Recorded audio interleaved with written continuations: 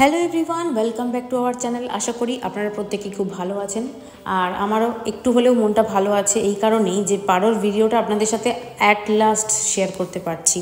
কারণ এর আগের ভিডিওতে আপনাদের বলেইছিলাম যে আমার ফোনের বেশ কিছু ছবি ভিডিও ডিলিট হয়ে গেছে, প্লাস স্টোরেজ ফুল হয়ে গেছিলো বলে না আমি অনেক কিছু ক্লিপস আমি তুলতেই পারিনি, পারোর মার্কেটটা ভালো করে ঘুরতেই পারিনি। তো সেভাবে আমি যেভাবে ভেবেছিলাম আর কি মাইন্ডসেট করে রেখেছিলাম যে আপনাদের সামনে পারোটাকে যেভাবে প্রেজেন্টেবল করে তুলবো সেটা আমি করতে পারিনি, আমার ফোনের স্টোরেজ ফুল হয়ে গেছিলো। যাই হোক, যতটুকু তুলে ধরার চেষ্টা করছি, আশা করি আপনাদের ভালো লাগবে। তো প্রথমেই বলে রাখি যে থিম্পু থেকে পারোর ডিস্টেন্স কিন্তু 1.5 ঘন্টা বা 2 ঘন্টা, এর চেয়ে বেশি লাগে না। বাট রাস্তায় তো অনেক সাইট সিন করতে করতে এসেছি, তো সেই জন্য একটু সময় লেগে গেছে। তাছাড়াও এর আগের ভিডিওতে আপনাদের দেখালাম যে রাস্তায় ল্যান্ডস্লাইড হয়েছে এবং অনেক প্রবলেমের জন্য গাড়ি দাঁড়িয়েছিল। তো সব মিলিয়ে আমাদের পারো পৌঁছতে একটু সময় লেগেছে। পারো ইটসেলফ খুব সুন্দর একটা শহর, চারপাশে আপনি যেদিকেই তাকাবেন বরফের পাহাড়, আর দোকান বাজার একবারে ঝাঁ চকচকে, পুরো বিদেশ ফিল আসবে।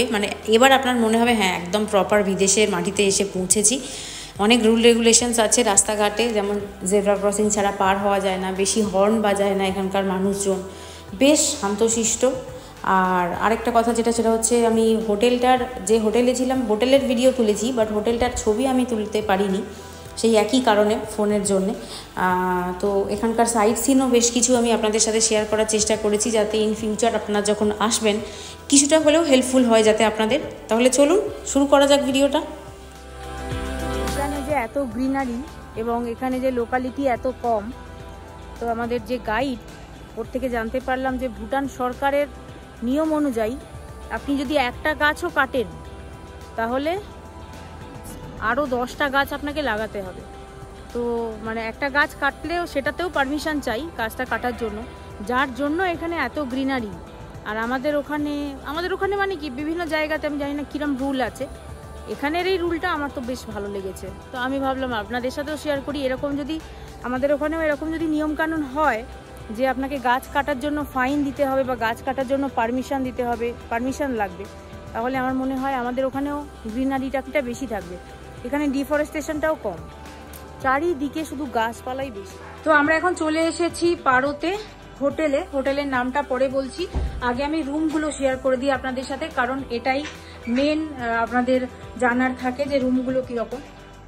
আমরা 401 আর বোধহয় 405 এরকম দুটো রুম নিয়েছি। তো এই যে রুমের ভেতরটা দেখুন, ব্যাক ক্যামেরা করে দেখাচ্ছি তাহলে ভালো করে বুঝতে পারবেন। এই হলো রুমে এন্ট্রি, এখানে সব রাখার জায়গা রয়েছে, সমস্ত কিছু, এই যে চায়ের কাপ, জলের বোতল থেকে আরম্ভ করে, যেহেতু ঠান্ডার জায়গা তো ইলেকট্রিক কেটল তো থাকবেই, একটা ফ্যানও দিয়ে রেখেছে। এখানে একটা আলমারি রয়েছে, আর এখানে রয়েছে একটা সিঙ্গেল বেড, এখানে রয়েছে একটা ডাবল বেড, বেশ বড় রুমটা, বেশ বড়। এই যে, আর রয়েছে একটা ব্যালকনি। সকালবেলা আরো ভালো করে দেখাবো, প্রচন্ড ঠান্ডা এখানে, কিন্তু প্রচন্ড ঠান্ডা। দূরে দেখা যাচ্ছে, এই যে দূরে ওটা হচ্ছে ওই আমরা যে ঘুরে এলাম রংটা থেকে, সেটাই দেখা যাচ্ছে নাকি মিউজিয়ামটা, আমার ঠিক এখান থেকে বুঝতে অসুবিধা হচ্ছে, পরে আমি জেনে বলছি। আর এটা হলো পুরো পারো মার্কেটের ওপরেই একদম হোটেলটা। এই যে নিচে পুরো রাস্তা দেখা যাচ্ছে, প্রচন্ড ঠান্ডা। আর এই যে রয়েছে মাউন্টেন ভিউ, যেখানে ওই যে বরফে ঘেরা পাহাড়, এই যে দূরে বরফে ঘেরা পাহাড় দেখা যাচ্ছে। সকালবেলা তো আরো সুন্দর লাগবে, তখন দেখাবো। আর এবার আমি একটু আপনাদের, এটা তো একটা রুম দেখিয়ে দিলাম, আর এটা হচ্ছে একটা জানলা। এই যে এখন আমি জানলাটা খুলছি না, আচ্ছা খুলেই দেখিয়ে দিই আপনাদের। এই যে পুরো সিটি ভিউ, ভীষণ সুন্দর। এই হলো একটা রুম। আদি জানলাটা বন্ধ করে দাও তো। আচ্ছা, আর একটা রুম যেটা আমরা নিয়েছি সেটাও আমি একবার আপনাদের সাথে শেয়ার করে দিচ্ছি। এই হলো 405, একদম দুজনেরই অপোজিট সাইডের রুম। দরজা খুলছি, এই যে এটা হলো আমাদের রুম, সেম একদম। এখানে আসতে না আসতেই সমস্ত কিছু ভাগাড় করে দিয়েছিস।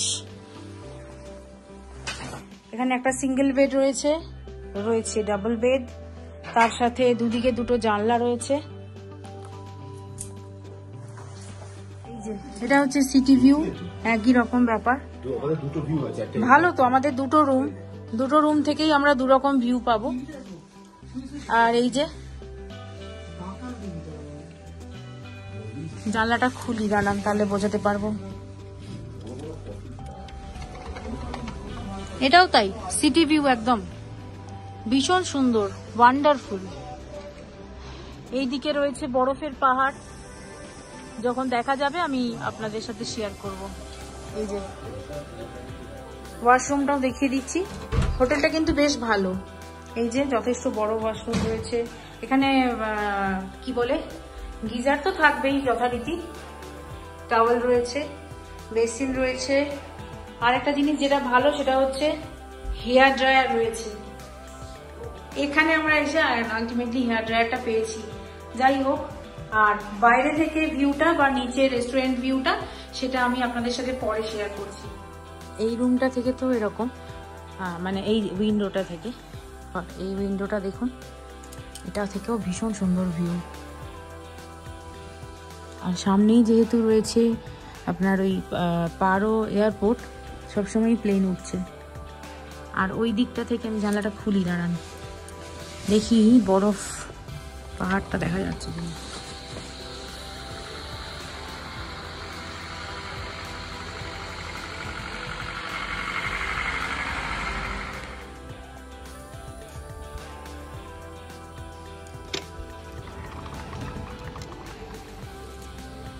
হোটেল থেকে ভিউ দিনের বেলা।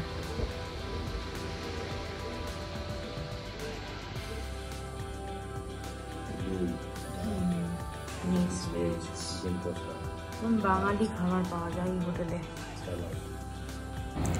এবার আপনাদের সাথে শেয়ার করছি পারো আন্তর্জাতিক বিমানবন্দরের ছবি দূর থেকে। এই যে ফ্লাইটটা উড়ে যাচ্ছে দেখুন, তো এটা মানে ভুটানের একমাত্র আন্তর্জাতিক বিমানবন্দর, যেটা পারো শহর থেকে 6 কিলোমিটার দূরে অবস্থিত। আর এখানে আশেপাশে হিমালয়ান রেঞ্জটা দেখা যায় বলে এটা বেশি সুন্দর দেখতে লাগে। মানে এটা নাকি একটা চ্যালেঞ্জিং এয়ারপোর্ট, যেখানে আশেপাশে এত পাহাড়, তার মাঝে এরকম একটা এয়ারপোর্ট যেখানে মানে পিকগুলোর হাইটও প্রায় 5,500 18,000 এরকম ফুট হবে আর কি। তো দূর থেকে দেখতে বেশ সুন্দর লাগে।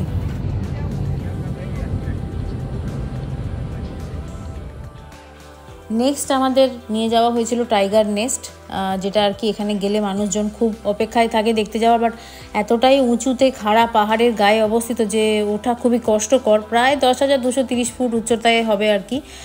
তো ট্রেক করে উঠতে হয়, বেশ ভালোই। বাট আমি তো উঠিনি, বাকিরা জাস্ট অল্প একটু গিয়ে চলে এসেছিল। আপনারা গেলে একটু চেষ্টা করবেন যাওয়ার, খুব ভালো লাগবে। এই পারোতেই সব থেকে উচ্চতম যে জায়গাটা সেটা হচ্ছে এই চেলা পাস, যেটাকে আমরা চেলেলা পাস বলছি। 13,083 ফুট, মানে বুঝতেই পারছেন অনেকটা উঁচুতে। পারো আর এই দুটো উপত্যকার মাঝখানে অবস্থিত। আর এখানে চারিদিক থেকে আপনারা পুরো হিমালয়ান রেঞ্জটা দেখা যায় তো, আর বরফে ঢাকা। মানে এটার সৌন্দর্য মানে মুখে বলে বোঝাতে পারবো না, এতটাই সুন্দর। তাও তো মেঘ এসে গেছে তাই, তা নাহলে মার্চ থেকে জুন আর সেপ্টেম্বর থেকে নভেম্বর এই মাসগুলোর মধ্যে যদি আসেন তাহলে ক্লিয়ার স্কাই যদি থাকে তো ভীষণ ভালোভাবেই ভিজিবল হবে আর কি। আর পারো বা থিম্পু থেকে গাড়িকে করে এখানে যাওয়াই যায়, 1.5 ঘন্টা কি এরকম সময় লাগে, খুব একটা ডিস্টেন্স নয়। এটার সৌন্দর্য হচ্ছে ওই হিমালয়ান রেঞ্জটা, মানে চারিদিক থেকে বরফে ঢাকা পাহাড় আর মাঝখানে হচ্ছে এই ভিউ পয়েন্টটা। এতদিনের ভিডিওগুলো যেহেতু খুব বড় বড় হয়ে গেছে, তো পারোর ভিডিওটা খুব একদম কম সময় সীমার মধ্যে শেষ করার চেষ্টা করলাম। আর কিছু করার নেই, আমার কাছে ভিডিও ক্লিপসও ছিল না বেশি। তো যারা আপনারা ভুটান আসছেন অবশ্যই পারো ঘুরে যাবেন, ভালো লাগবে আপনাদের। একটু হলেও আশা করব আপনাদের জন্য হেল্পফুল হয়েছে ভিডিওটা। আর আরও যদি কিছু জানার থাকে অবশ্যই কমেন্ট করবেন, আমি রিপ্লাই দেওয়ার চেষ্টা করব। ভুটান সফর আমাদের এখানেই শেষ হচ্ছে, এরপর চলে যাব লাটাগুড়ি, যে ভিডিওটা আমার অলরেডি পোস্ট করা হয়ে গেছে। তো যাই হোক, এতক্ষণ ধরে আমার ভিডিওটা দেখার জন্য আপনাদের সবাইকে অনেক অনেক ধন্যবাদ।